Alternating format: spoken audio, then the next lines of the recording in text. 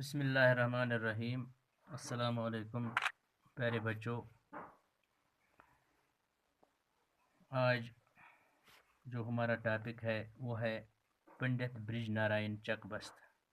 اس کی حالات زندگی اور شاعرانہ خصوصیات ہم آج پڑھتے ہیں۔ چک بست جو تھا دراصل ایک قومی شاعر تھے۔ انہوں نے اس زمانے کی قومی تحریکوں کی طرف ارباب وطن کی رغبت دلائی اور نوجوانوں میں ملک کی محبت پیدا کر کے انہیں اس کی ترقی کی طرف متوجہ کیا۔ پنڈت برج نارائن چک بست، برج نارائن نام تھا اور چک بست اس کا تخلص تھا۔ والد کا نام پنڈت اودت نارائن چک بست تھا، وہ بھی شاعر تھے، اور یقین ان کا تخلص تھا، یعنی اس کے والد صاحب کا تخلص یقین تھا۔ یہ اصل کشمیری برہمن تھے۔ ان کے اجداد کشمیر سے ہجرت کر کے چلے گئے تھے اور چک بست 1882 میں فیض آباد میں پیدا ہوئے۔ ابتدائی تعلیم آپ نے لکھنؤ میں حاصل کی اور یہاں کے ایک مقامی گورنمنٹ کالج سے BA کی ڈگری حاصل کی۔ آپ نے وکالت کا امتحان پاس کر کے لکھنؤ میں وکالت شروع کی۔ وکالت اور دوسرے سلسلوں میں لکھنؤ آنا جانا لگا رہتا تھا، مگر 1926 میں وہاں ہی سکونت اختیار کر لی اور وہاں کے ممتاز وکلاء میں شمار کیے جاتے ہیں۔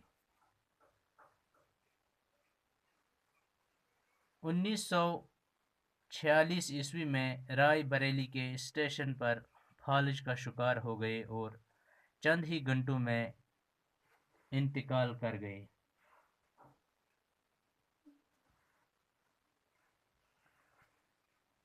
یہ تھی جانکاری اس کی حالات زندگی کے بارے میں۔ اب اس کی شاعرانہ خصوصیات میں ہم دیکھتے ہیں کہ کہا جاتا ہے کہ چک بست نے اپنی پہلی غزل 9-10 سال کی عمر میں لکھی اور جلد ہی ایک اچھے شاعر کی حیثیت سے معیاری شاعری کرنے لگے۔ چک بست کا ذہنی میلان ابتدائی ہی سے شاعری کی طرف تھا۔ اس زمانے میں لکھنؤ کی فضا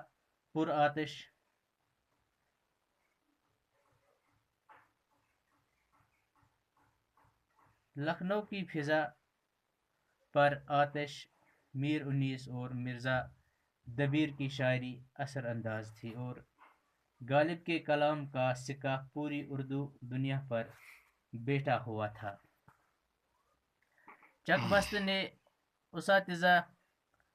اساتذۂ اردو کے کلام کا وسیع تر مطالعہ کیا۔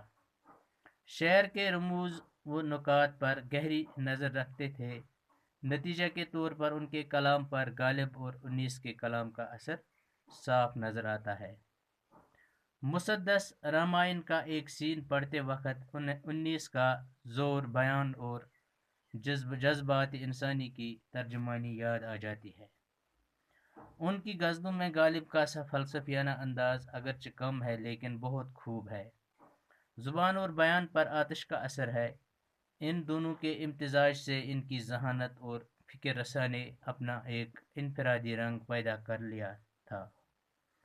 ان کا مجموعہ کلام صبح وطن چھپ چکا ہے۔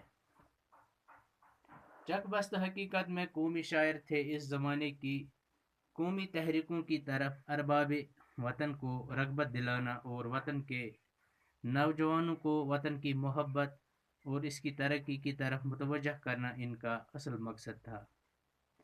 ان کا مشرب یہ تھا کہ مغربی تہذیب و تمدن کا دامن پکڑے بغیر اگر مغربی تہذیب میں کوئی اچھی بات ہے تو اس سے اختیار کر لینا چاہیے۔ اسی خیال کے تحت وہ ہوم رول کے مطالبہ کے دل سے حامی تھے۔ بہرحال اپنے کلام میں انہوں نے اس زمانے کے سیاسی حالات کو بڑی خوبی اور کامیابی سے پیش کیا۔ شکریہ۔